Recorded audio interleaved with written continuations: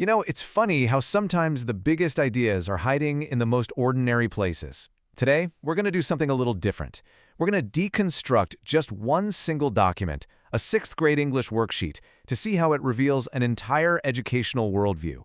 It's a really fascinating look at how the smallest details can tell a huge story. So this is really the central question for us today. We're going to treat this worksheet almost like a map, right? We'll follow its path to see how a simple poetry assignment can literally open a window into a much, much broader approach to teaching, learning, and honestly, even life itself. At first glance, this thing looks like it could have come from any middle school classroom in the country. It's a final reflection sheet for a poetry unit, and it kicks off with a task that's probably going to feel very familiar to most of us. I mean, come on, we can all relate to this, right? The whole polished poem, the neatest handwriting, and of course the option to decorate the page. It's that classic end of project assignment. It's all about celebrating a student's hard work. But this is just where it starts. All right, let's dive into our first section, the poetry assignment itself. We're going to break down its different parts, looking at what's totally standard and what's not. So here's the whole anatomy of the assignment. You've got the final poem and the optional artwork. Pretty standard stuff. Then there's a personal reflection section.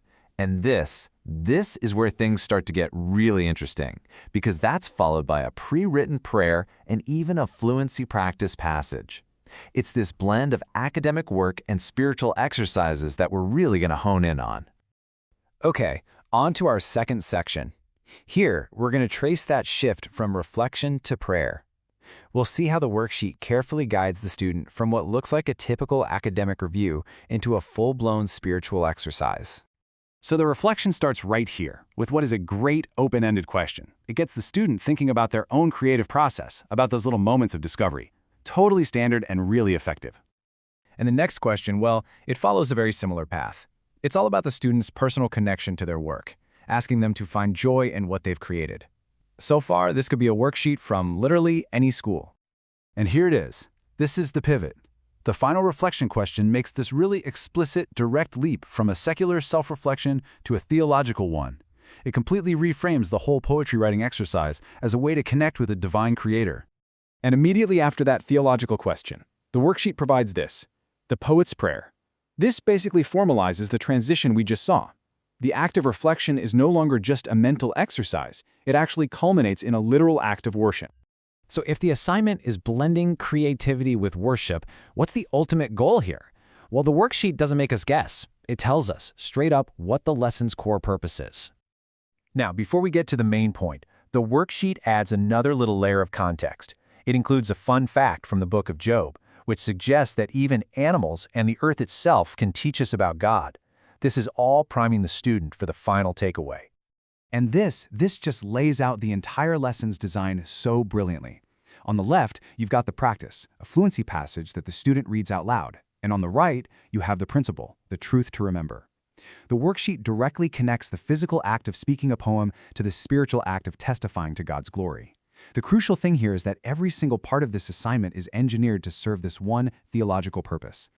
So now that we've really deconstructed the worksheet, let's zoom out. Because the single page isn't an accident. It's the product of a much larger, very clearly defined philosophy of education that explains exactly why the lesson is built this way. So what is that core belief system that's driving this curriculum? What's the real why behind weaving poetry together with prayer and fluency with faith? And here's the answer, loud and clear. This is the central belief of the HeroesMart Academy Godly Learners series, which is where this worksheet comes from. It's a really stark, direct statement that frames education as not just an intellectual thing, but as a moral imperative. So let's see how this whole philosophy actually works. It's built on 3 key pillars that directly connect the curriculum we've just seen to a specific creed and, ultimately, a desired outcome for the student. Here's the 3-step plan as laid out by the philosophy. First, you intertwine biblical morality with every single part of education, just like we saw in the poetry worksheet. The stated goal for doing this is to help students avoid making bad choices that hurt, and the ultimate promised outcome of this whole process, attaining peace of mind. And they define this peace of mind very, very specifically. It's not just a general feeling of well-being. No, it's presented as a direct spiritual benefit, promised right there in the Bible to those who keep their minds focused on spiritual things. This connects the daily grind of a school assignment directly to a pretty profound, lifelong spiritual goal.